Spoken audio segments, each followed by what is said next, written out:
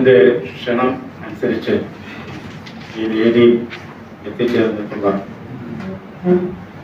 വിശിഷ്ടാതിഥി അവരെ ഓരോരുത്തരുടെയും പേര് വിളിച്ച് സംസാരിക്കുന്നില്ല. കാരണം സമയം നമുക്ക് പരിമിതമാണ്. എന്തായാലും ഇവിടെ ഈ പരിപാടിയിൽ പങ്കെടുക്കാൻ എത്തിയിട്ടുള്ള ഭൂരിപക്ഷം ആളുകളും സാധാരണപ്പെട്ട ആളുകൾ. ഓരോ മാരകമായ രോഗത്തിന്റെ പിടിയിൽ അമർന്നു നിൽക്കുന്ന രോഗികളുടെ ബന്ധുക്കൾ, അതുപോലെ തന്നെ ചില രോഗികളെ സഹായിക്കുവാൻ വേണ്ടി നമ്മളുമായി ബന്ധപ്പെട്ട് ഇവിടെ എത്തിച്ചേർന്നവർ,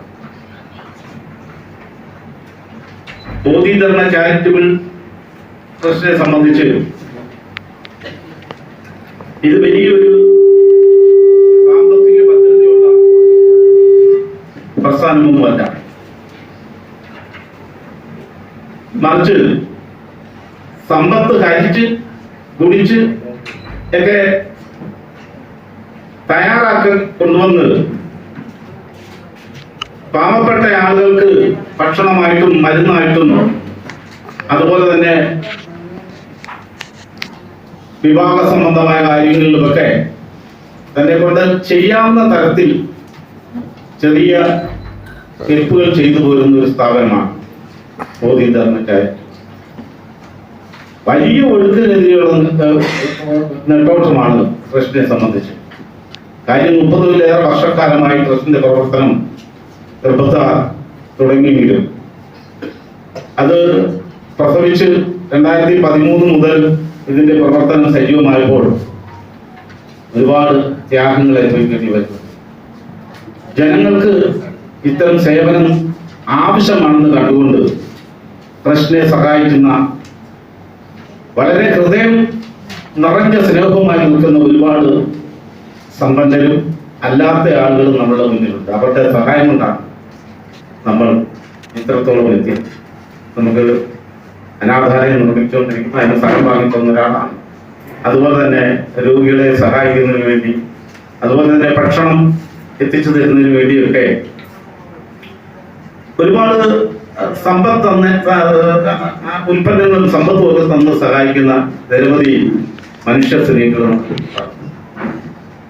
ഇവരുടെയൊക്കെ സഹായം കൊണ്ടാണ് നമുക്ക് ഇത്രത്തോളം എത്താൻ കഴിയുന്നത്. എന്നാൽ ഇതിനെതിരെ നീങ്ങുന്ന ചില വ്യക്തികളെയും അതിന്റെ കൂടെ എന്നെ ഇഷ്ടപ്പെടുന്നതൊക്കെ ആയിട്ടുള്ള ആളുകൾ ശ്രദ്ധിക്കണം. അവരുടെ കാര്യം പറയുമ്പോൾ എന്താണ് അവരുടെ വിഷയങ്ങളെ നിങ്ങൾ അന്വേഷിക്കണമെന്നാണ് എനിക്ക് പറയാനുള്ളത്. ചിലരൊക്കെ നമ്മളെ കളിയാക്കുക, ചിലരൊക്കെ നമ്മളെ മോശമായി പറയുക, ഇങ്ങനെ സത്യത്തിൽ ഇരട്ടി ബന്ധം. കാരണം നമ്മൾ രാഷ്ട്രീയ ബന്ധങ്ങളോ മതപരമായിട്ടൊന്നോ ബന്ധങ്ങളില്ലാത്ത ഒരു സ്ഥാപനമാണ്. ആ സ്ഥാപനം മുന്നോട്ട് എഴുതി നീങ്ങണമെങ്കിൽ ഇത്രയും രൂക്ഷമായ എതിർപ്പിനെ നേരിട്ടുണ്ട്. നമ്മുടെ തൊട്ടടുത്തൊരു ഓഡിറ്റോറിയം ഉണ്ട്, സാറേ, ഈ ഓഡിറ്റോറിയം അധ്യാപക ഓഡിറ്റോറിയം. അവിടെ എല്ലാ വർഷവും ട്രസ്റ്റിന്റെ വാർഷികം നടക്കുന്നവയാണ്, സമ്മേളനം നടക്കുന്നവയാണ്. നമ്മൾ പറയാതെ തന്നെ ആ സമ്മേളനം അവർ തന്നെ നമുക്ക് വേണ്ടി നീക്കി വെക്കുക. പക്ഷെ നമ്മുടെ സമ്മേളനം നടത്താതിരിക്കുന്നതിന് വേണ്ടി മുൻകൂട്ടി പണം മടക്കി ബുക്ക് ചെയ്ത് ഈ പരിപാടി നടത്താതിരിക്കുന്നത്. എനിക്കതിന് എന്താണ് അതിന്റെ ഉള്ളിലെ പ്രശ്നങ്ങൾ എനിക്ക് അറിഞ്ഞുകൂടാ. അത്രയും മോശമായി ചിന്തിക്കുന്ന ഉദ്യോഗസ്ഥന്മാരുമുണ്ട്. ആ ബാങ്കിൽ തന്നെയുള്ള നിരവധി ആളുകൾ നമ്മൾ സഹായിക്കുകയും ചെയ്യുന്ന ഉദ്യോഗസ്ഥർ. ഇപ്പൊ ചില ആളുകളുടെ മുന്നിൽ നിന്നും ഉയർന്നു വരുന്ന പ്രതിഷേധങ്ങൾ എന്താണെന്ന്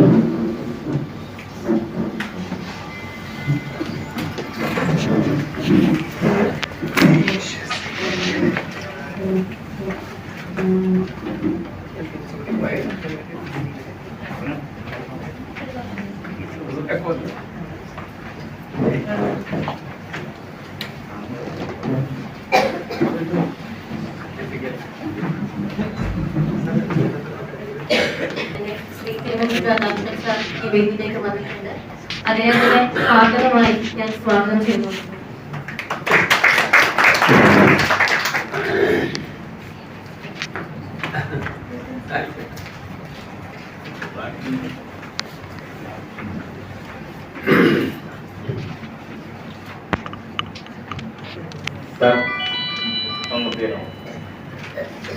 അപ്പൊ ഇത്രയും എതിർപ്പുകളുടെ മുന്നിലാണ് ഈ ചെറിയൊരു സ്ഥാപനം ഒച്ച് ഇറങ്ങി നിൽക്കുന്ന പോലെ ഇഴഞ്ഞെറിഞ്ഞ് നീക്കൊണ്ടിരുന്നത്. ഈ ഫ്ലാറ്റോ എന്ന് പറയുന്ന തത്വത്തിൽ ഒരിക്കലും ഇങ്ങനെ പറഞ്ഞത് കിണറിന്റെ ആഴം കാണാതിരിക്കാൻ വേണ്ടി വെള്ളം അങ്ങ് കരക്കിക്കളഞ്ഞ കിണറിന്റെ ആഴം കാണാതിരിക്കാൻ വെള്ളം അങ്ങ് കരയ്ക്കാൻ പറ്റുമോ? നമുക്ക് മൂൾഭാഗം കരയും കിടക്കുന്നു, അടിഭാഗം കാണില്ല. അത്തരം ഒരു പ്രവർത്തന ശൈലി പൊതുരംഗത്ത് നിൽക്കുന്ന അല്ലെങ്കിൽ പൊതുവായി സമൂഹത്തിൽ നിൽക്കുന്ന ചില ആളുകളുടെ ഇടയിൽ നിന്നുണ്ടാകുന്നു എന്നുള്ളതാണ് മനസ്സിലാക്കുന്നത്. നമ്മളുടെ ചെറിയ സ്ഥാപനമാണെങ്കിൽ പോലും വലിയ പ്രവർത്തനമാണ് ഞങ്ങൾ കാഴ്ചവെക്കുന്നത്. നിങ്ങൾക്കറിയാം, ഇന്ന് ഇന്ത്യ റിപ്പബ്ലിക്കായ ദിവസമാണ്. ഈ റിപ്പബ്ലിക്കായ ദിവസം വേണമെങ്കിൽ ഒരു കലാപരിപാടികളൊക്കെ വെച്ച് ഒരു നല്ലൊരു ഉത്സവമൊക്കെ നടത്താനുള്ള പണം നമ്മൾ ഈ ചെറിയ മീറ്റിങ്ങിൽ മുടക്കുന്നു. വലിയ പണച്ചെലവുണ്ട്. അപ്പൊ ഈ ചെറിയ മീറ്റിംഗ് ഇങ്ങനെ ഇതുപോലൊരു വലിയ ആഘോഷം നടത്തി പണം കളയാതെ അതിന് അർഹതപ്പെട്ട രോഗികൾ നമ്മുടെ വീടുകളിൽ അനേകായിരക്കണക്കായി രൂപപ്പെട്ടുകൊണ്ടിരിക്കുകയാണ്. ഇനിയുള്ള ഓരോ വർഷവും കേരളത്തിലുള്ള മുഴുവൻ വീടുകളിലും മാരകമായ രോഗത്തിന്റെ പിടിയിൽ അവർ അമരുകയാണ്. ആ സമൂഹത്തെ രക്ഷപ്പെടുത്താൻ, അത്തരം വീടുകളിലുള്ള ആളുകളെ രക്ഷപ്പെടുത്താൻ, രോഗികളെ രക്ഷപ്പെടുത്താൻ നമുക്ക് ഗവൺമെന്റുകൾക്ക് കഴിയില്ലാത്ത തരത്തിൽ രോഗം നീരാളിപ്പിടുത്തം പോലെ ഈ സമൂഹത്തെ കാർന്നു തിന്നുവാൻ പോവുകയാണ്. അതിന്റെ ഒരു തെളിവാണ് ഇന്ന് കിഡ്നി രോഗികളില്ലാത്ത വീടുകളില്ല, ക്യാൻസർ രോഗികളില്ലാത്ത വീടുകളില്ല. ഇവരെയൊക്കെ സഹായിക്കാൻ പറ്റുന്ന രീതിയിലായിരിക്കുകയല്ലേ ഇനി വരാൻ പോണ ഗവൺമെന്റുകളെല്ലാം തന്നെയും. അവരുടെ കുഴപ്പം കൊണ്ടല്ല, മനസ്സുണ്ടെങ്കിൽ ചെയ്യാൻ പറ്റുന്ന സംവിധാനങ്ങൾ കുറവായതുകൊണ്ട്. അപ്പൊ അത്തരം രോഗികളുടെ എണ്ണം വർദ്ധിപ്പിക്കുമ്പോൾ ആശുപത്രികളുടെയും ഇതുപോലുള്ള ചാരിറ്റി പ്രവർത്തനങ്ങളുടെയൊക്കെ എണ്ണവും വർദ്ധിച്ചുകൊണ്ടിരിക്കുകയാണ്. ഇതിന് പരിഹാരം ഉണ്ടാകണമെന്നുണ്ടെങ്കിൽ ഇത്തരം ചാരിറ്റി പ്രവർത്തകരെ സംരക്ഷിക്കേണ്ട ബാധ്യത ഗവൺമെന്റുകൾക്കുണ്ട്. പക്ഷെ ഗവൺമെന്റ് അത് ചെയ്യുന്നില്ല, മറിച്ച് ജനങ്ങൾ ചെയ്യുന്നുണ്ട്. ഈ രാജ്യത്തെ ജനങ്ങളിൽപ്പെട്ട നല്ലൊരു വിഭാഗം ഹൃദയമുള്ളവരുടെ സഹായം കൊണ്ടാണ് ബോധി ധർമ്മ ചാരിറ്റബിൾ ട്രസ്റ്റ് അടക്കം അതുപോലെ തന്നെ ഈ കേരളത്തിലുള്ള മുഴുവൻ ചാരിറ്റി പ്രവർത്തനം നിലനിൽക്കുന്നത്. ചാരിറ്റി പ്രവർത്തനത്തിന്റെ മറവിൽ പൊളിറ്റിക്സ് നടത്തുന്നതിലുണ്ട്. പക്ഷേ ജനങ്ങളുടെ പ്രശ്നം പരിഹരിക്കേണ്ടത് ഗവൺമെന്റ് തന്നെയാണ്. ആ ഗവൺമെന്റുകൾ അത് ചെയ്യാൻ ഏതെങ്കിലും തരത്തിൽ വഴിമാറി ചിന്തിച്ച് പ്രവർത്തിക്കുന്നുണ്ടെങ്കിൽ രോഗികളുടെ എണ്ണം വർദ്ധിക്കുന്നു എന്നുള്ളതാണ് സത്യം. ചില രോഗികളെ സഹായിക്കാൻ പോലും നമ്മൾ കഴിയുന്നില്ല. കാരണം എന്താണെന്നറിയോ? പ്രദേശത്തുള്ളിൽ കോടികൾ വേണം, ലക്ഷങ്ങൾ വേണം, ആയിരങ്ങൾ വേണം. അവരെ സംരക്ഷിക്കാൻ ലക്ഷക്കണക്കിന് രൂപയും കോടിക്കണക്കിന് രൂപയും ആയിരക്കണക്കിന് രൂപയും മടക്കിയെങ്കിൽ മാത്രമേ രോഗിക്ക് ചികിത്സിക്കാൻ പറ്റുള്ളൂ. രക്ഷപ്പെടുമെന്ന് വലിയ ഗ്യാരണ്ടി ഒന്നുമില്ല, ചികിത്സിക്കാൻ പറ്റുള്ളൂ.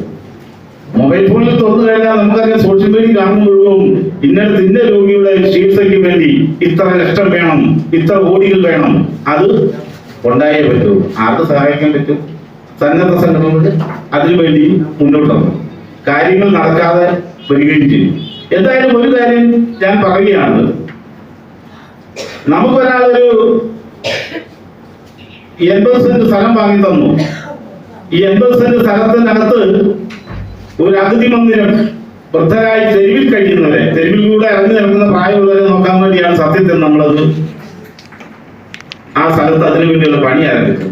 പക്ഷെ നമുക്ക് മുന്നോട്ട് നീക്കാൻ കഴിയുന്നില്ല. കാരണം ഞാൻ അതിൻ്റെ അകത്ത് ഇറങ്ങി തിരിച്ചപ്പോൾ ആണ് എനിക്ക് മനസ്സിലായത്, കോടിക്കണക്കിന് രൂപ ഉണ്ടായാലേ അത് നടക്കുള്ളൂ. കോടിക്കണക്കിന് രൂപ നമ്മളെ സഹായിച്ചിട്ട് അവിടെ ഒരു വലിയ ബിൽഡിംഗ് വെക്കാന്ന് പറഞ്ഞാൽ നമുക്ക് രാഷ്ട്രീയപരമായിട്ടുള്ള ബന്ധമില്ല, മതപരമായിട്ടുള്ള ബന്ധമില്ല. അതുകൊണ്ട് അത് വഞ്ചി തിരുനക്കരെ തന്നെ കിടക്കുക, മുന്നോട്ട് വരഞ്ഞ് നീങ്ങുന്നില്ല. കല്ലിട്ടടത്ത് തന്നെ കിടക്കുക. അതൊന്ന് പണി കഴിപ്പിച്ചിട്ട് ഈ തെരുവിൽ കഴിയുന്ന ആളുകളെയൊക്കെ ഞാൻ നോക്കിക്കോളാം, പക്ഷെ എനിക്കതൊന്നും വെച്ചു തരാൻ വേണ്ടി ആരുമില്ല. ഒരൊറ്റ കുഞ്ഞു പോലും അവിടെ വന്ന് തന്നാൽ എനിക്കൊരു മുറി ഞാൻ വളർന്നു തരാമെന്ന് പറയാൻ ആരുമില്ല. തരും. എന്റെ കപ്പാസിറ്റി ഇപ്പൊ ഈ അമേരിക്കയിൽ ഒരു കാലത്ത് അമേരിക്കയിലെ ഭരണഘടനയിൽ ഒരു വ്യവസ്ഥയുണ്ട്, work of Negro with white man. വെള്ളക്കാരിൽ 5-1 മൂല്യമേ ഒരു കറുത്തവനുള്ളത്. അതുപോലെ ഇവിടുത്തെ സംഭവം വർഗത്തിന്റെ ജാതിയുടെ പേരിൽ അല്ലെങ്കിൽ പോലും ഇവിടെ മൂല്യങ്ങൾ കുറവുള്ള ഒരാളെന്ന നിലയിൽ ആ മൂല്യം കുറവുള്ള ആളുകൾ, സമ്പത്തിന്റെ അടിസ്ഥാനത്തിൽ മൂല്യം കുറവുള്ള ആളുകൾ നടത്തുന്ന സ്ഥാപനത്തിന് അനുകൂലമാകുന്ന സാഹചര്യങ്ങൾ സൃഷ്ടിക്കാൻ പറ്റാത്ത സാഹചര്യം നിലനിൽക്കുന്നുണ്ട്. അത് ഞാൻ ജാതിയുടെ ദോഷങ്ങളൊന്നും ഇന്നലെ അനുഭവിച്ചില്ല കേട്ടോ.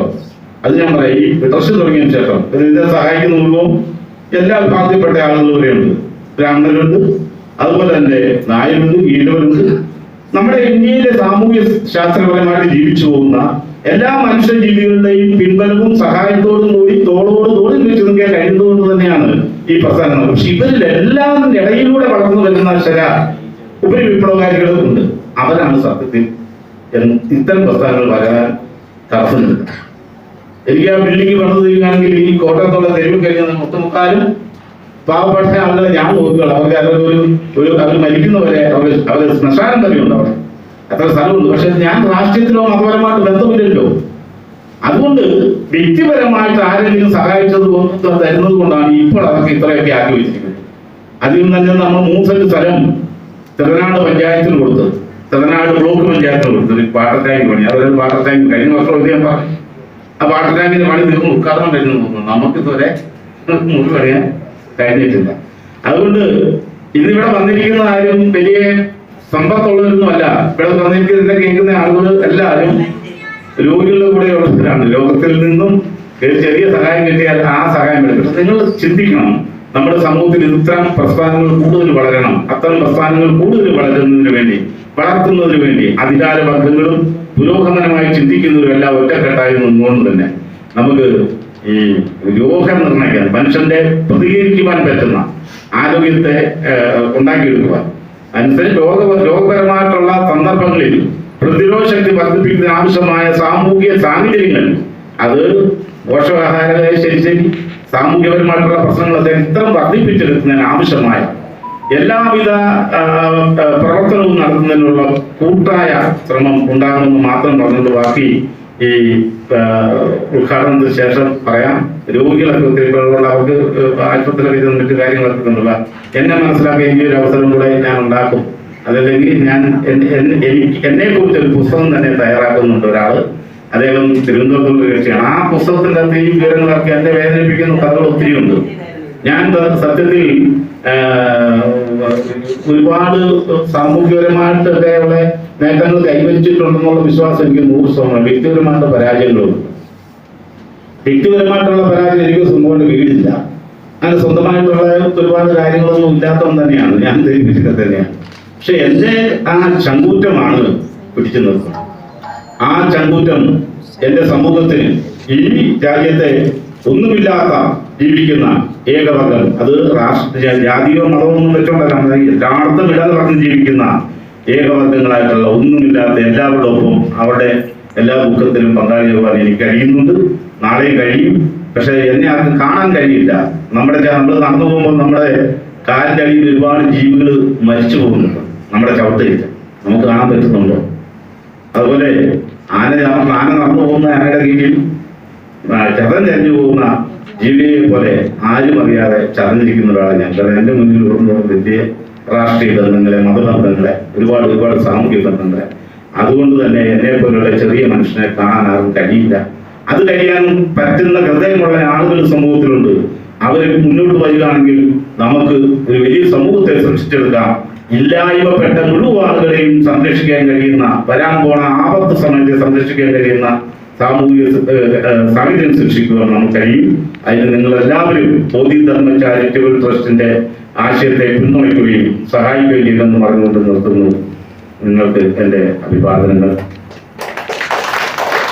സമയക്കുറവുകൊണ്ട് ഈ യോഗം ഉദ്ഘാടനം ചെയ്യുന്നതിന് വേണ്ടി, അതുപോലെ തന്നെ ആദ്യമായിട്ട് 1-2 പേർക്ക് നമ്മൾ അവാർഡുകൾ കൊടുത്ത് ബാക്കി കാര്യങ്ങൾ നടത്തുന്നതിനൊക്കെ വേണ്ടി നമ്മുടെ തിരുവനന്തപുരം സാറിനെ ക്ഷണിക്കുകയാണ്.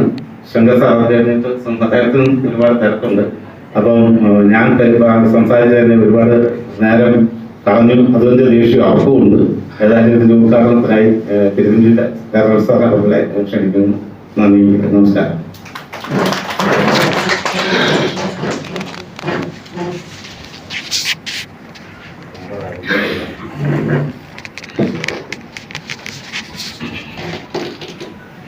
ബോധി നമ്മുടെ പ്രിയപ്പെട്ട ഈ സമ്മേളനത്തിൽ സംസാരിക്കാനിരിക്കുന്ന നമ്മുടെ പ്രിയപ്പെട്ട യോഗാചാര്യൻ നമ്മുടെ ശ്രീകൃഷ്ണൻ. അദ്ദേഹം യോഗ കാര്യങ്ങൾക്ക് അതിവിദഗ്ധമായി ഉപദേശം നൽകുന്നതാണ്. മറ്റു സഹോദരങ്ങളെ സ്നേഹിക്കുന്ന സുഹൃത്തുക്കളെ, ഞാൻ ദീർഘമായിട്ട് സംസാരിക്കുന്നത് ഞാൻ നേരത്തെ തന്നെ ചോദിച്ചു. എന്നോടൊരു 4 മണി എന്ന് പറഞ്ഞേക്കും. അപ്പൊ ഞാൻ ഇത്തിരി നേരത്തെ വന്നോട്ടെ എന്നൊരു അനുമതി ചോദിച്ചിട്ടാണ് വന്നത്. നേരത്തെ വന്നോട്ടെ എന്ന് ചോദിച്ച സന്ദർഭത്തിലേക്ക് പോകണമെന്നുള്ള ആഗ്രഹമുണ്ട്. നാളെ നിയമസഭാ സമ്മേളനമായിട്ട് തിരുവനന്തപുരത്തിൽ പോകേണ്ട ഒരു ഷെഡ്യൂൾ ബന്ധപ്പെട്ടത് കൊണ്ടാണ് ഞാൻ നേരത്തെ പോകുന്നത് എന്ന് ഓർമ്മിക്കുകയാണ്. ബോധി ചാരിറ്റബിൾ സൊസൈറ്റിയെ കുറിച്ച് എനിക്ക് പണ്ട് മറ്റവും പറയാം. യഥാർത്ഥത്തിൽ നമ്മൾ പ്രശ്നവുമാർക്കൊക്കെ 10 മിനിറ്റ് സംസാരിച്ചാൽ 5 മിനിറ്റ് ഇതിനെ കുറിച്ചായിരിക്കും അദ്ദേഹം പറയുക. കാരണം അദ്ദേഹമാണ് അതിന്റെ പ്രേരക ശക്തി, അദ്ദേഹത്തിന്റെ ആണ് അതിൽ മുന്നണി പോരാളി, അദ്ദേഹമാണ് അതിനുവേണ്ടി എല്ലാ പരിശ്രമങ്ങളും നടത്തിക്കൊണ്ടിരിക്കുന്നത്. ആ ട്രസ്റ്റ് അവരെ കൊണ്ടാവുന്ന രൂപത്തിലുള്ള ഒത്തിരി നല്ല കാര്യങ്ങൾ ചെയ്യുന്നുമുണ്ട്. അതിനെല്ലാം നമ്മുടെ സമൂഹത്തിൽ നിന്ന് നല്ല സ്വാഭാവികമായ അഭിപ്രായം കിട്ടുന്നുണ്ട്. ചാരിറ്റബിൾ സൊസൈറ്റിയെ കുറിച്ച് പറഞ്ഞ കൂട്ടത്തിൽ നമ്മുടെ ഈ ആധുനിക കാലത്തുള്ള അസുഖങ്ങളെ കുറിച്ചൊക്കെ പറഞ്ഞു. ആധുനിക കാലത്തുള്ള അസുഖങ്ങൾ നമുക്ക് പ്രവചിക്കാൻ കഴിയാത്ത രൂപത്തിലാണ് ഇപ്പോൾ ഉള്ള കുറെ രോഗങ്ങളുടെ പേര് ഒരു 10 കൊല്ലം മുമ്പ് നമ്മൾ കേട്ടിട്ടുണ്ട്. അപ്പൊ ഈ ലോകം കേൾക്കാത്ത, ഈ കാലഘട്ടത്തിലെ ജനങ്ങൾ കേൾക്കാത്ത പുതിയ പേരോട് കൂടിയ പുതിയ രോഗങ്ങൾ വരികയാണ്. ആ രോഗത്തിനുള്ള മരുന്ന് നമ്മുടെ മാർക്കറ്റിൽ വരികയാണ്. ഇതിൽ നമ്മൾ അറിയാത്തൊരു ഭാഗമുണ്ട്. ഈ രോഗമാണ് എന്ന് പ്രചരിപ്പിക്കുന്നതിന് ഈ ഫാർമ കമ്പനിയാണ്. ഫാർമ കമ്പനികൾ ഇതിന്റെ എല്ലാം വലിയ വിദഗ്ധന്മാരാണ്. അവർ ഡേറ്റ എടുക്കും. നമ്മുടെ നാട്ടിലെ രോഗികളുടെ ഡേറ്റ എടുക്കും, മൊത്തത്തിലുള്ള ഡേറ്റ എടുക്കും, ഏജ് ഗ്രൂപ്പിന്റെ ഡേറ്റ എടുക്കും, എല്ലാം നോക്കും. അവരെന്നിട്ട് അതിന്റെ ഒരു രൂപത്തിനനുസരിച്ച് മരുന്നുകളും ആ മരുന്ന് നമ്മളുടെ കമ്പനികളാണ് പിന്നീട് മരുന്ന് കൊടുത്തുകൊണ്ടേയിരിക്കുന്നത്. അപ്പൊ അതുകൊണ്ട് ഇതിൽ നമ്മൾ ഉദ്ദേശിക്കുന്ന ഒരു ഭാഗത്ത് മാത്രം പിടിച്ചാൽ തീരത്തില്ല. നമ്മളിപ്പോ മുയലിന് അതിന്റെ ചെവി കൊണ്ട് കണ്ടിട്ട് കഴിയില്ല. അതിന് വാലുമുണ്ട്, അതിന് ഉടലുമുണ്ട്, ചെവിയുണ്ട്, നല്ല ഓട്ടവുമുണ്ട്, കാലുമുണ്ട്. അപ്പൊ അതുകൊണ്ട് നമ്മൾ ഇതിനെ ഈ സിറ്റുവേഷൻ ഈ ഒരു കാര്യത്തെ കൊണ്ട് മാത്രം വിശകലനം ചെയ്യാൻ കഴിയില്ല എന്നുള്ളതാണ് എൻ്റെ അഭിപ്രായം. പക്ഷെ രോഗികളുടെ ഭാഗത്തു നിന്നൊരു പ്രശ്നമുണ്ട്. മരുന്നുകൾക്കുള്ള അമിതമായ വില തന്നെ വ്യത്യസ്തമാണ്. ഇപ്പൊ ക്യാൻസർ രോഗം വന്നു എന്ന് പറഞ്ഞാൽ ഒരു കാലത്ത് ക്യാൻസർ രോഗം വന്നു എന്ന് പറയുമ്പോഴേക്ക് സംഗതി കുഴപ്പമായി എന്നൊരു ചിന്ത നമ്മുടെ സമൂഹത്തിലുണ്ടായിരുന്നു. ആ രൂപത്തിൽ നിന്ന് നമ്മൾക്ക് ക്യാൻസറിനെ നേരിടുന്നതിന് വേണ്ടിയുള്ള ധൈര്യത്തോടു കൂടി നമ്മുടെ അമ്മമാരും സഹോദരന്മാരും എല്ലാം ശ്രമിച്ചിട്ടുണ്ട്. പക്ഷെ മരുന്നിന്റെ വില വളരെ കൂടുതലാണ്.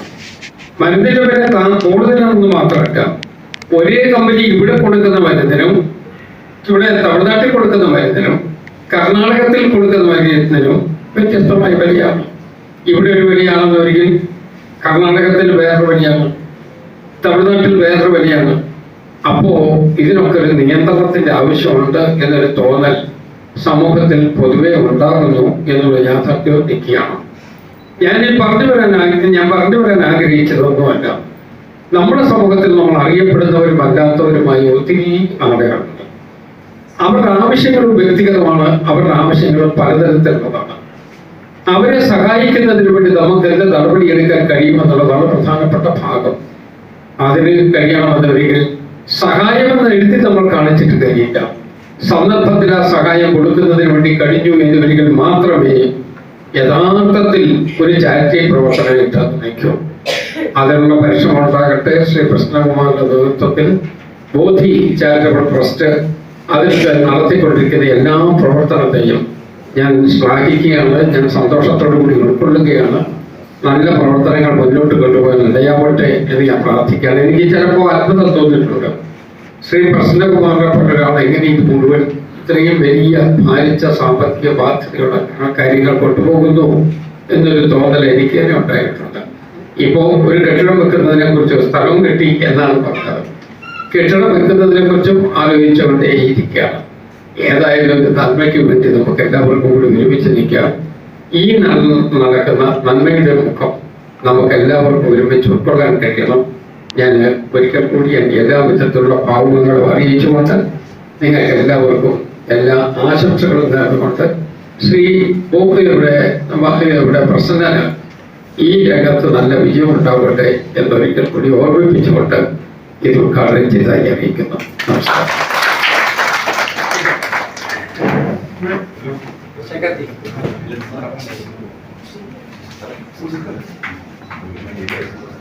പറഞ്ഞോ ശങ്കർജി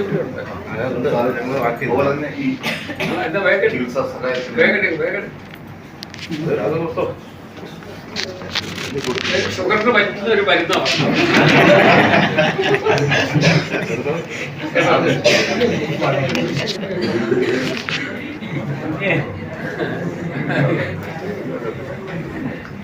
വളരെ നന്ദി സാർ. ഈ ഉദ്ഘാടനത്തിന്റെ ഭാഗമായി നമുക്ക് ചികിത്സാ സഹായത്തിന് വേണ്ടിയുള്ള ആളുകൾ ഇവിടെ എത്തിയിട്ടുണ്ട്. അപ്പം സാറിന്റെ കൈകൊണ്ട് കണ്ട് അവർക്ക് അവാർഡ് ഈ ഒരു സഹായം നൽകി സ്റ്റേജ് ധന്യമാക്കുന്നത്. ആദ്യം തന്നെ ഞാൻ ഒരാളെ വിളിക്കുകയാണ്. ഏലിയാമ്മ കാട്ടിൻപറമ്പ്.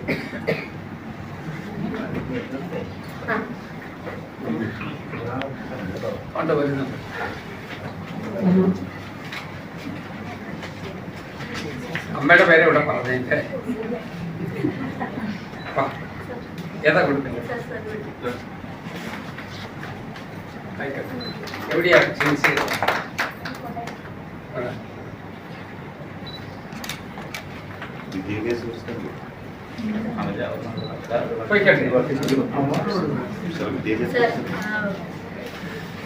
അതോടൊപ്പം തന്നെ ഈ വർഷം നമുക്ക് അനേകായിരം വിദ്യാഭ്യാസ മിടുക്കന്മാരെ കിട്ടിയിട്ടുണ്ട്. അപ്പം ആദ്യം തന്നെ ഞാൻ അഡ്വക്കേറ്റ് രാഹുൽ സി ചെല്ലപ്പൻ, അദ്ദേഹം ഈ വർഷമാണ് LLB നല്ല മാർക്കോടുകൂടി കരസ്ഥമാക്കി വിജയിച്ചിരിക്കുന്നത്. അദ്ദേഹത്തിന് വേദിയിലേക്ക് അവാർഡ് ഏത് ലോ കോളേജിലെ